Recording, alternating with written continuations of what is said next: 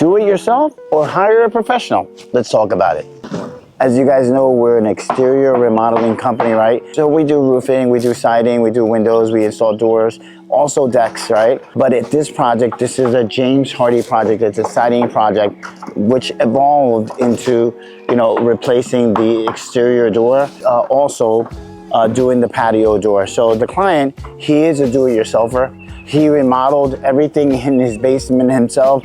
He's out from the Midwest. So he's told me the story that him and his dad built their own home from scratch, from the floor up. He moved over here to the east, bought this house, and he remodeled his basement, right? So he told me certain items, hey Junior, something, I'll frame out that door, just install the door for me. Look at him right there. That's our do-it-yourselfer homeowner. That he's a carpenter himself. He's very, very handy. He has a lot of different tools, and he knows what he's doing. So he did pull out the permit to frame out the patio door. He framed it out, showed me the sticker, got it passed by the township, right? And then we came and installed the door for him. As we're moving along, he's gonna be framing out the window in the rear, which is, I believe it's like a little small kitchenette. And then we're gonna come back and reinstall that window for him. When it comes to James Hardy siding, warranty is the biggest part of the job, right?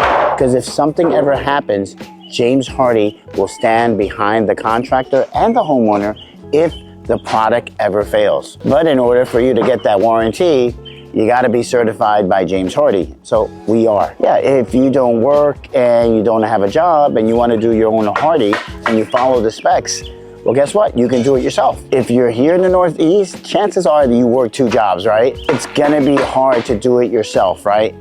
On the weekends.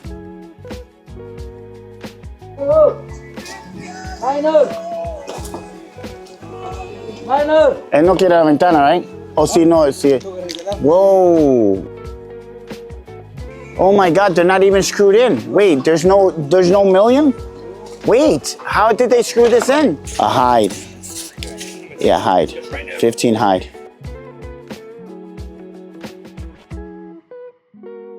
So our client is gonna tell us what he did to his own basement. So this space was partially finished about 5 years ago when we moved in, and I refinished it. I gutted it down to the studs, down to the foundation, down to the slab. We pushed a wall back, added this whole custom home theater. We added this whole custom kitchenette. We moved the laundry room from here to here and put in a brand new full bathroom, which required a lot of digging, a lot of plumbing, a lot of electrical. And yeah, I did it all myself. So a lot of custom work went into this. There's 2 layers of 5/8 drywall, a lot of soundproofing. I built a custom air vent for soundproofing because this is a really nice home theater, and right up above us is our living room. So we wanted to be able to use this space and not disturb anybody who's upstairs. And it worked out really well. The floor is custom too. It's a custom 1-inch assembly. It lets you put any flooring you want down here. You can even put hardwood, you can put tile, you can put whatever you want. So I did, in addition to adding the bathroom and moving the laundry room, because we had everything demoed, I went ahead and repiped the whole house too. So new gas lines, new water lines, everything. So our client actually framed out this patio French wood door, right? So he did all the framing to it. He gutted everything out. After he gutted, moved to some electrical, framed it out, and then he got it passed by the building department here in Bloomfield, New Jersey. So we came back in, we installed the French door in for him, and then put just a little house strap, and then he went on vacation. But he did this himself as a do-it-yourselfer, right? Let's get to the negative of working with a DIYer, right?